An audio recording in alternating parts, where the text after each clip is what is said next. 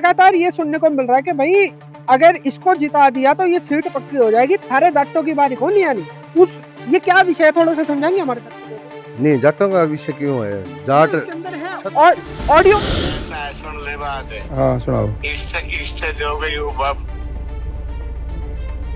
बनेगा जो कदे जाटा की बारी तो आंदी नहीं जाए वो ना ना हो, जो कदे जाटा की बारी तो आंदी नहीं जाए वो ना ना हो।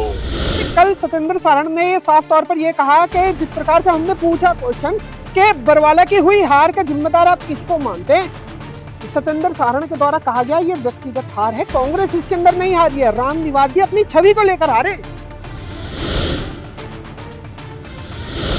सत्येंद्र सारण है, हार का कारण वीर पुनिया है, जयप्रकाश जी हैं, राजेंद्र प्रकाश जी का तो फोटो भी नहीं लगाया, विधायक जी ने बता रहे थे कि जो मौजूदा सांसद है उनका तो फोटो तक नहीं लगाया। कहाँ नहीं लगाया?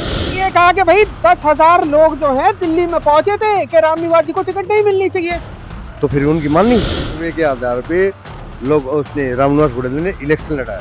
ये तो बताओ फिर माने किसकी? आप ही की पार्टी के नेता कह रहे हैं कि वो व्यक्तिगत हार। जो कांग्रेस का जो शीर्ष नेतृत्व है जो हरियाणा को देखता है, हरियाणा को संभालता है, क्या उसको मालूम था क्या रामनिवास जी को लेकर एक प्रेस कॉन्फ्रेंस की जा रही है? अगर ये बड़े नेताओं के अगर मालूम था कि इस तरीके की कोई प्रेस कॉन्फ्रेंस की जा रही है तो क्या बड़े नेता भी क्या इस मामले में लिप्त नजर आ रहे हैं? सारे कांग्रेसी जितने भी कांग्रेसी है सब के सब कैमरे के सामने एकजुट होने की बात तो करते हैं, लेकिन पीठ मुड़ते ही है ना, एक दूसरे की बुराई करते हैं और वो यहाँ पर देखने को भी। कॉन्फ्रेंस किसने की? मैं आपसे सवाल कर रहा हूँ। सारण साहब ने करी। सारण साहब ने करी तो फिर सारण साहब क्या वो दूध के धुले हैं? गोडेला ये करप्ट है। क्यों सारण साहब ने क्या कर दिया?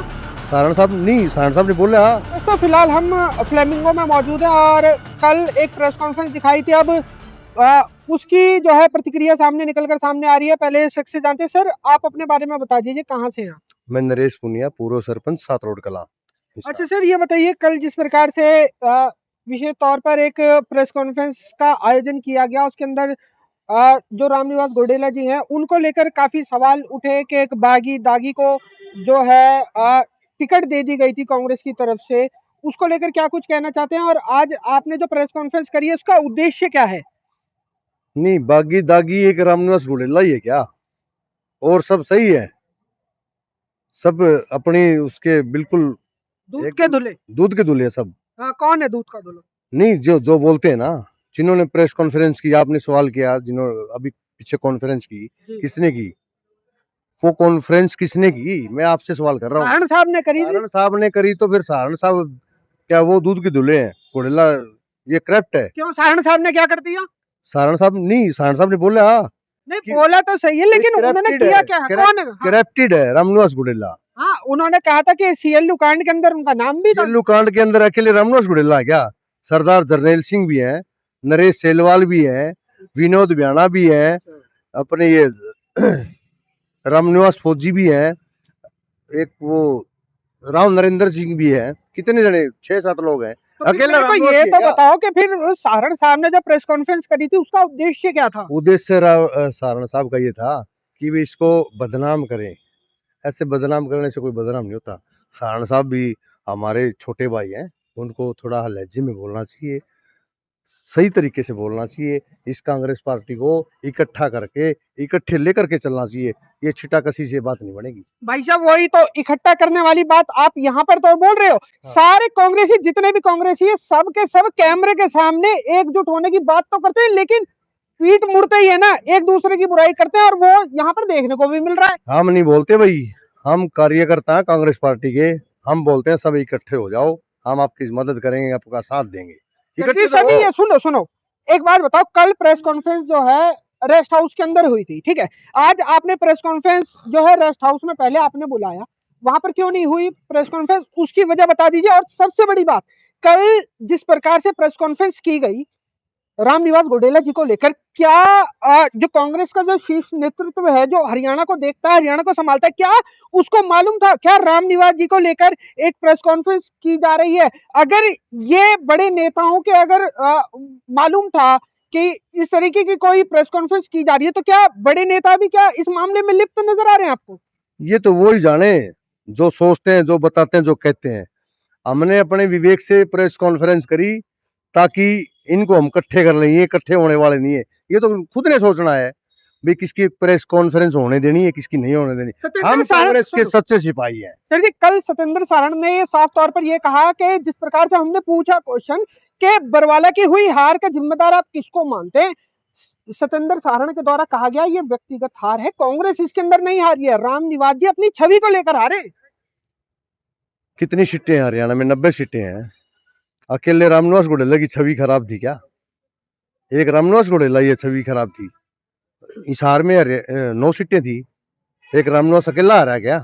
चलिए, उसके ऊपर हमारा क्वेश्चन ये था क्योंकि जिस प्रकार जब टिकटों का वितरण हुआ था लगातार यही सुनने को मिल रहा था कि भाई एक सर्वे के आधार पर टिकट दी जा रही है, सर्वे के आधार पर टिकट दी जा रही है। तो हमारा यही सवाल था कि अगर जिस प्रकार से आप कह रहे हो कि रामनिवास जी की छवि खराब थी, तो वो सर्वे किस चीज का हुआ था? जो कांग्रेस के जो बड़े नेता वो लगातार ये कह रहे थे कि भाई हमारे हाथ में नहीं है टिकट, हम तो सर्वे के आधार पर देंगे, तो वो सर्वे कहाँ गया? सर्वे तो आज भी वही है, सर्वे आज भी वही, आप सही बोल रहे हैं। सर्वे के आधार पे टिकट मिली है, सर्वे के आधार पे लोग उसने रामनिवास घोडेला ने इलेक्शन लड़ा है। तो ये सर जी, ये तो बताओ फिर माने किसकी? आप ही की पार्टी के नेता कह रहे हैं कि वो व्यक्तिगत हार हुई है उनकी। तो उनसे पूछो ना फिर, पूछा था हमने तो उनसे ये पूछो ना भाई आप लोग कौन हो, क्या कह रहे हो, कैसे हार हुई उसकी? एक सत्येंद्र सारण के कहने से कितना वो करप्टेड थोड़ी हो जाएगा। उन्होंने ये कहा कि भाई 10,000 लोग जो है दिल्ली में पहुंचे थे कि रामनिवास जी को टिकट नहीं मिलनी चाहिए। तो फिर उनकी माननी? उन 10,000 जो लोग पहुंचे थे उनकी माननी क्या? फिर कांग्रेस शीर्ष नेतृत्व ने मानी? उन्होंने अपना फैसला सर्वे के आधार पे बिल्कुल दिया था। सर्वे में रामनिवास घोडेला नंबर 1 था और ये हार हो गई, हार हुई आपसी छिटाकशी के कारण। मुख्य कारण आप किसको मानते हैं इस हार का? मुख्य कारण आपसी छिटाकशी, एक दूसरे की टांग खींचना। कोई नाम भी तो होगा। सत्येंद्र सारण है, हार का कारण देवीर पुनिया है, अच्छा जी, जयप्रकाश जी है, राजेंद्र प्रकाश जी का तो फोटो भी नहीं लगाया, विधायक जी ने बता रहे थे कि जो मौजूदा सांसद है उनका तो फोटो तक नहीं लगाया। कहाँ नहीं लगाया? राहुल गांधी जी की रैली के अंदर। राहुल गांधी जी की रैली के अंदर फोटो लगाने का परमिशन रामनिवास घोडेला के पास थी क्या? वो तो यही कह रहे हैं। कौन? सत्येंद्र सारण जी। वो तो जो इनका स्टेज का जो सराउंडिंग एरिया 30, 40, 50 फुट का जो भी था वो सारा शीर्ष नेतृत्व से ऊपर से हेड ऑफिस से उन्होंने आके सारा डिजाइन किया, उन्होंने लगाए, उन्होंने जिसके फोटो मांगे उन्होंने फोटो दे दिए। उसमें घोडेला जी का क्या मतलब है?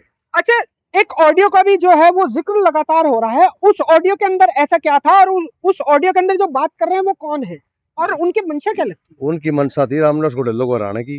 कौन है वो, नाम जान? वो रणधीर सिंह धीरा, अच्छा, जयप्रकाश जी के छोटे भाई, पूर्व विधायक अच्छा। बरवाड़ा से ही।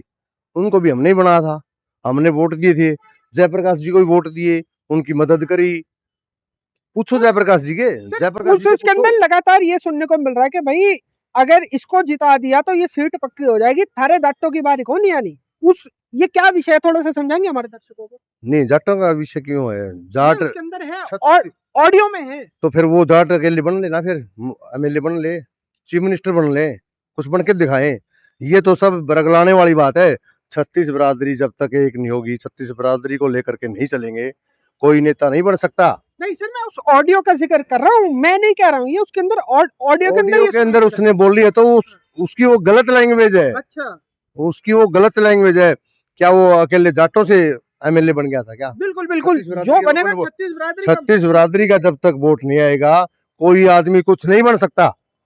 36 बिरादरी अगर चाहेगी वो आदमी एमएलए बनेगा, एमपी बनेगा। चलिए सर, अब मेरे को ये बताइए, क्योंकि जिस प्रकार से लगातार आरोप प्रत्यारोप हो रहे हैं, प्रेस कॉन्फ्रेंस हो रही है, क्या लगता है कांग्रेस का आने वाला भविष्य आपको क्या दिखाई दे रहा है? मैंने तो पीछे ही बोला था, जब तक एक नहीं होंगे, जब तक कांग्रेस नहीं आएगी, नहीं आएगी, नहीं आएगी, वो चाहे कोई भी हो, बिल्कुल एक होना पड़ेगा। सबने अपने मनों का मेल निकालना पड़ेगा और सबने जिसने शीर्ष नेतृत्व जिसको आगे करेगा, जिसको टिकट देगा, सबने मिलके 36 जात ने इकट्ठे होकर उसकी मदद करनी पड़ेगी। मदद करके ही हम उस हासिल को पा सकते हैं। ऐसे एक दूसरे की टांग खींचने से हम सत्ता नहीं पा सकते। बहुत बहुत धन्यवाद। Thank you.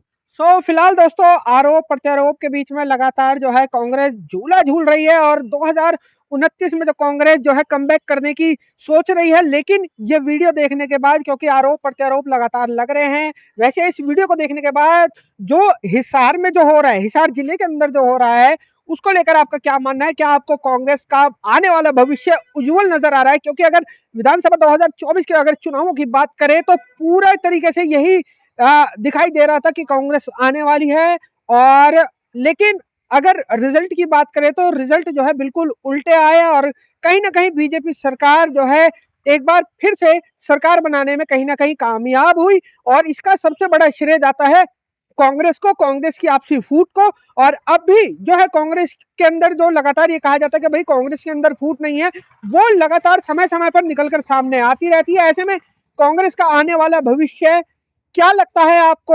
आप अपनी प्रतिक्रिया कमेंट सेक्शन में मुझे आकाश नापा को जरूर बताना। इन्हीं तस्वीरों के साथ मैं आकाश नापा लेता हूं इजाजत। बहुत जल्द मिलूंगा शहर की दूसरी किसी गतिविधि के साथ। जब तक के लिए सभी दर्शकों का आपकी खबर से जुड़ने के लिए बहुत बहुत धन्यवाद।